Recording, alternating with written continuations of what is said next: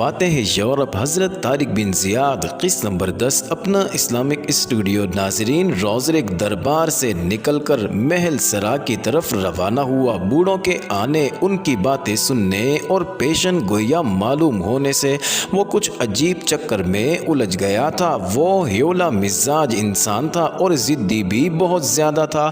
اس نے دربار عام میں کہہ دیا تھا کہ وہ گنبد کو ضرور کھولے گا، مگر اب یہ شرم دامنگیر ہوئی کہ اگر نہیں کھولتا تو لوگ اسے بزدل خیال کریں گے۔ اس لیے وہ سوچنے لگا کہ اب کیا کرے۔ قصر میں پہنچ کر اس نے شاہانہ پوشاک اتار دی اور کپڑے بدلے۔ کھانے کا وقت ہو رہا تھا، کھانا کھایا اور کوچ پر جا پڑا۔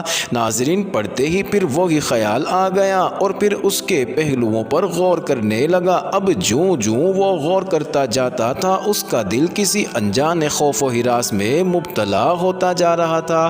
ناظرین، کوئی غیبی طاقت اس سے کہہ رہی تھی اسے کھولنا مبارک ثابت نہ ہوگا۔ ایک اور فکر اسے گھن کی طرح سے کھانے لگا تھا اور وہ مسلمانوں کا تھا۔ اگرچہ مسلمانوں سے وہ واقف نہیں تھا، لیکن پھر بھی اسے یہ فکر لاحق ہو گئی تھی کہ وہ کون لوگ ہیں اور کیوں انہوں نے بلا وجہ حملہ کر دیا ہے۔ یہ دونوں باتیں اس کے دل کو کھائے جا رہی تھی اور وہ انہی روح فرسا خیالات میں الجھ رہا تھا۔ کئی گھنٹے پڑا ہوا وہ یہی سوچتا رہا اور غور کرتا رہا، لیکن جوں وہ غور کرتا طبیعت اور زیادہ پریشان ہوتی جاتی تھی۔ اس نے اپنی خدمت کے لیے بھی مرد کو نوکر نہ رکھا تھا، سب عورتیں بلکہ نوخیز آور حسین لڑکیاں تھیں۔ جب وہ اپنے خیالات میں مستغرق تھا تو خادمائیں ریشمی پوشاکیں پہنے ہاتھ باندھے سامنے مؤدب کھڑی تھی۔ انہیں دیکھ کر ایسا معلوم ہوتا تھا جیسے کسی مصور نے رنگ برنگی خوبصورت تصویریں بنا کر کھڑی کر دی ہوں۔ ناظرین، جب بادشاہ کئی گھنٹے گزر جانے کے بعد بھی ان کی طرف متوجہ نہ ہوا تو ان میں سے ایک شوخ نے گلا کھنکارا۔ اس کے کھنکارتے ہی بادشاہ کا سلسلہ تخیلات ٹوٹ گیا اور اس نے نگاہ اٹھا کر ان کی طرف دیکھا۔ لڑکیاں اس کی طرف پہلے سے ہی دیکھ رہی تھی۔ اس نے کہا، تم سب یہاں کھڑی ہو؟ ایک لڑکی نے کہا، جی ہاں حضور۔ شہنشاہ روزرک کب سے؟ وہ لڑکی بولی، جب سے حضور خیالات کی دنیا میں پہنچے ہیں۔ روزرک، ہاں، آج طبیعت کچھ پریشان سی ہے۔ ناظرین، یہ لڑکی بادشاہ کے کچھ منہ چڑھی تھی۔ اس نے مسکرا کر کہا، فلورینڈا یاد آ رہی ہے حضور کو۔ ناظرین، آپ سمجھ گئے ہوں گے کہ فلورینڈا کونٹ جولین کی وہ ماہ پارہ لڑکی تھی جس کا دامن عصمت روزرک نے چاک کر دیا تھا اور جس کو اس کا والد اس کی والدہ کی علالت کا بہانہ کر کے لے گیا تھا اور اب تک واپس نہیں بھی معلوم اب اس کی والدہ کا کیا خیال ہے۔ روزرک سنبھل کر بیٹھ گیا۔ لڑکی، حضور میں نے تو سنا ہے کہ یہ سب بہانہ تھا۔ روزرک نے حیرت سے اس کی طرف دیکھ کر کہا، بہانہ کیسے معلوم ہوا تجھے؟ لڑکی، فلورینڈا کی دایا بعد میں گئی ہے، اس نے راہیل سے کہا تھا۔ روزرک، راہیل کون؟ کیا وہی لڑکی جو کئی روز سے غائب ہے؟ لڑکی، جی ہاں۔ روزرک اور راہیل نے یہ بات کس سے کہی تھی؟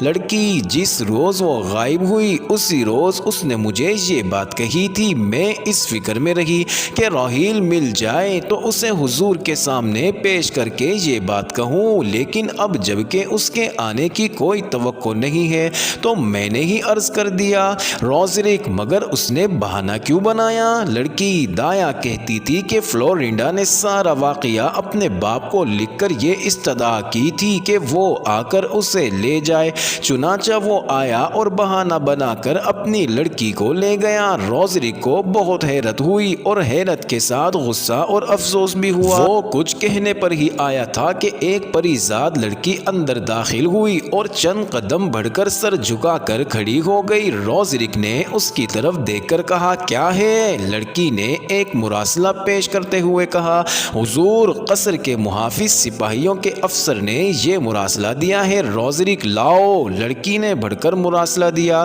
ناظرین، روزرک نے کھولا اور جلدی سے نیچے بھیجنے والے کا نام دیکھا۔ نیچے کونٹ جولین کا نام لکھا ہوا تھا۔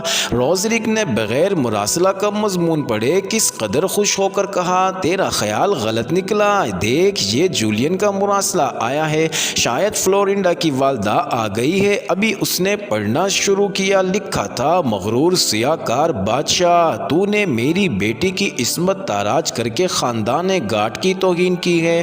ہوشیار ہو جا کہ میں نے تجھ سے انتقام لیے بغیر نہ رہوں گا اور اس وقت تک دم نہیں لوں گا کہ جب تک تیرے قصر حکومت کو گرا نہ دوں اور تجھے عدم آباد نہ پہنچا دوں۔ جب میں فلورنڈا کو واپس لایا تھا مجھ سے چلتے وقت خاص قسم کے شکاری بازوں نے فرمائش کی تھی اور میں تیری خواہش پوری کرنے کے لیے ایسے باز لایا ہوں جو تیری رعایا فوج اور تیرا بھیجا تک کھا جائیں گے۔ بتا دوں کہ وہ شکاری باز کون ہیں؟ وہ شیران اسلام ہیں، وہ شیران اسلام کہ جس ملک میں ان کے قدم جم گئے انہوں نے اسے فتح کیے بغیر نہ چھوڑا۔ وہ جزیرہ سب سے آگے بڑھ آئے ہیں اور تیرے سپہ سالار تدمیر کو شکست دے چکے ہیں۔ سنبھل جا کیونکہ تیری سیاہ کاری کا انجام قریب ہے۔ Count Julian. ناظرین، روزرک اس مراسلہ کو پڑھتا جاتا تھا اور اس کا چہرہ غصے سے سرخ ہوتا جا رہا تھا۔ اس نے سب کچھ پڑھ کر اس لڑکی سے جو مراسلہ لائی تھی پوچھا، اس افسر کو لاؤ جو یہ مراسلہ لایا ہے۔ ناظرین، لڑکی چلی گئی۔ بادشاہ فرط غیظ و غضب سے اپنے ہونٹ کاٹنے لگا۔ تمام لڑکیاں اس کی یہ کیفیت دیکھ کر دم بخود ہو کر رہ گئیں اور کسی کو کچھ دریافت کرنے کی جرت نہ ہوئی۔ ناظرین، تھوڑی دیر میں ایک شخص فوجی لباس پہنے حاضر ہوا۔ اس نے زمین پر گر کر سلام کیا اور جب اٹھا تو روزرک نے دریافت کیا، کیا تم جانتے ہو یہ مراسلہ کس کا ہے؟ افسر: نہیں۔ روزرک: کون لایا تھا اسے؟ افسر: ایک سوار۔ روزرک: کتنی دیر ہوئی جب وہ مراسلہ تم کو دے کر گیا تھا؟ افسر: بہت دیر ہوئی۔ روزرک: تم نے فوراً کیوں نہ پیش کیا؟ افسر: مجھے بتایا گیا تھا کہ عالم پناہ آرام گاہ میں ہے۔ روزرک: اس وقت اس نے جواب کے متعلق کچھ نہیں کہا؟ افسر: نہیں حضور، وہ عجلت میں تھا، مراسلہ دیتے ہی چلا گیا۔ روزرک: ضرور چلا گیا ہوگا، مردود۔ اچھا تم جاؤ۔ افسر چلا گیا۔ روزرک کو اب تیسری فکر لاحق ہو گئی تھی، گویا اب وہ اسیر پریشانی ہو کر رہ گیا۔ ناظرین، وہ اسی الجھن میں تھا کہ چند اور مہوشیں داخل ہوئیں اور انہوں نے دل ربانہ انداز میں سر جھکا لیے۔ روزرک نے استفسار کیا، کیا ہے؟ ان میں سے ایک نے کہا، حضرت ملکہ تشریف لا رہی ہے۔ روزرک یہ سن کر اور بھی پریشان ہو گیا اور مراسلہ دیکھنے لگا۔ جو ابھی ابھی آیا تھا وہ اسے تلاش کر رہا تھا تاکہ اسے چھپا دے، لیکن چونکہ اس کے حواس منتشر ہو گئے تھے اور وہ اسے نہ ملا، فوراً ہی ملکہ آ گئی اور وہ اس کے استقبال کے لیے کھڑا ہو گیا۔ ملکہ نو عمر تھی، زیادہ سے زیادہ 20 سال کی عمر تھی اس کی۔ ناظرین، نہایت حسین تھی، اس کے چہرے سے حسن کی شعاعیں نکل رہی تھی۔ چہرہ گول اور پیشانی چوڑی تھی، آنکھیں بڑی بڑی اور زیادہ سیاہ اور چمکدار تھیں۔ وہ نہایت بھڑکدار ریشمی لباس اور جواہرات کے زیورات وغیرہ پہنے ہوئی تھی۔ اس کے گلے میں ایک توق تھا جس میں بیش قیمت موتی اور لال جڑے ہوئے تھے، وہ چمک رہا تھا اور اس کی چمک سے اس کا چہرہ خیرہ ہو رہا تھا۔ اس ملکہ کا نام نائلہ تھا، دنیا بھر میں اس کے حسن کی مثال نہیں ملتی اور اس کے بے مثل توق کی شہرت تھی۔ ناظرین، وہ اٹھلاتے ہوئے اور مسکراتے ہوئے نظروں کے تیر برساتے ہوئے بڑھتی چلی آئی۔ روزرک نے بڑھ کر پیار کیا اور اس کا ہاتھ اپنے ہاتھ میں لے لیا اور اس کے بعد دونوں کرسیوں پر بیٹھ گئے۔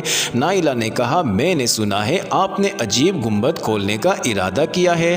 روزرک: آپ نے بالکل ٹھیک سنا ہے نائلہ، مگر آپ اسے نہ کھولیں تو بہتر ہے، شاید اس لیے کہ اس کے متعلق نہایت عجیب و غریب پیشن گوئیاں کی گئی ہیں۔ نائلہ: جی ہاں، مجھے میری دایا بتایا کرتی تھی کہ اس گنبد کو جو بھی بادشاہ کھولے گا وہ سب سے آخری بادشاہ ہوگا۔ روزرک: تم فکر نہ کرو، یہ پیشن گوئیاں اس وجہ سے کی گئی ہیں تاکہ کوئی اسے کھول کر اس کے اندر کا خزانہ نہ نکال لے۔ نائلہ: تو کیا اس کے اندر خزانہ ہے؟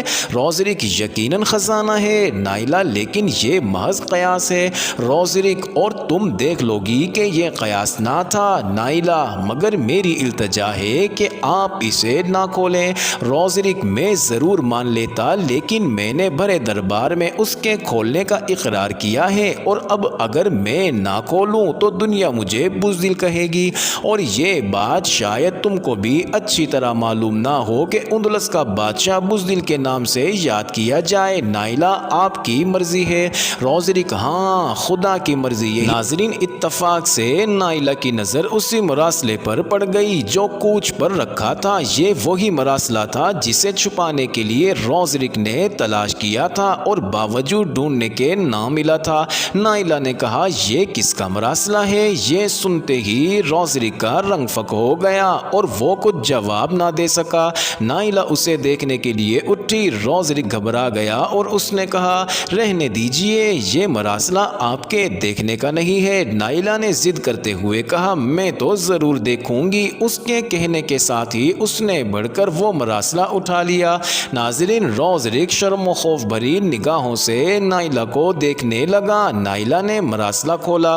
وہ ابھی اسے پڑھنے بھی نہ پائی تھی کہ روزرک نے بہجت امیز انداز میں کہا میری پیاری ملکہ تم اسے نہ پڑھو۔ انسان کی یہ فطرت ہے کہ جس چیز سے منع کرو اس کو ضرور ہی کرے گا، لہٰذا نائلہ کو جتنا روزرک منع کرتا تھا اتنا ہی اسے اس کے دیکھنے کا شوق بڑھ رہا تھا۔ ناظرین، نائلہ نے سنا ہوا تھا کہ روزرک ہی وس پرس بدکار ہے، لیکن ابھی تک اسے اس کی نسبت تصدیق نہیں ہوئی تھی۔ ناظرین، روزرک نائلہ سے اس لیے بھی ڈرتا تھا کہ پادریوں کی جماعت اس کی پشت پر تھی۔ ناظرین، اس زمانہ میں اندلس کے اندر پادریوں کا بڑا زور تھا۔ ان مذہبی لوگوں کی ایک بڑی جماعت قائم ہو گئی تھی اور اس جماعت نے عوام کے دلوں میں کافی اثر و رسوخ پیدا کر لیا۔ بادشاہ کے احکام کی ان کے سامنے کوئی وقت نہیں تھی۔ ناظرین، روزرک سے پہلے اندلس کا بادشاہ ڈنرا تھا۔ وہ خاندان گات سے تھا۔ گات ان مشہور وحشی قوموں میں سے ایک قوم تھی جنہوں نے روما کی زبردست سلطنت کو تخت و تاراج کر دیا تھا۔ ناظرین، گات ایک ایشیائی قوم تھی جس کی دو شاخیں ہو گئی تھی، ایک اسٹرو گات یعنی مشرقی گات، یہ ابطالیہ پر مسلط ہو گئی، اور دوسری وزی گات یعنی مغربی گات جو اندلس پر حکمران ہو گئی تھی۔ ناظرین، شاہ ڈنرا وزی گات سے تھا۔ اس نے جب دیکھا کہ ملک میں پادریوں کا اقتدار روز افزوں ترقی پر ہے تو وہ ان کی بے خونی کے در پر ہو گیا۔ ناظرین، اس میں کوئی شک نہیں کہ ڈنرا رحم دل تھا اور رعایا کے ہر فرد کو خواہ وہ کسی قسم اور کسی طبقہ کا کیوں نہ ہو ایک نظر سے دیکھتا تھا۔ اس کی یہی بات پادریوں کو ناگوار گزرتی تھی۔ اندلس میں یہودی اور عیسائی دو قومیں آباد تھی۔ ناظرین، پادری یہودیوں کو مقہور و ذلیل کرتے تھے۔ ڈنرا کو ان کی یہ بات بری معلوم ہوتی تھی اور وہ مظلوم یہودیوں کی طرفداری کر جاتا تھا۔ پادریوں نے اس بادشاہ پر یہود نوازی کا الزام لگا کر اسے تخت سے معزول کر دیا تھا اور روزرک کو پادریوں کی بدولت تخت نصیب ہوا تھا اور اس کی ملکہ نے پادریوں کی جماعت کو اپنے ساتھ کر لیا تھا۔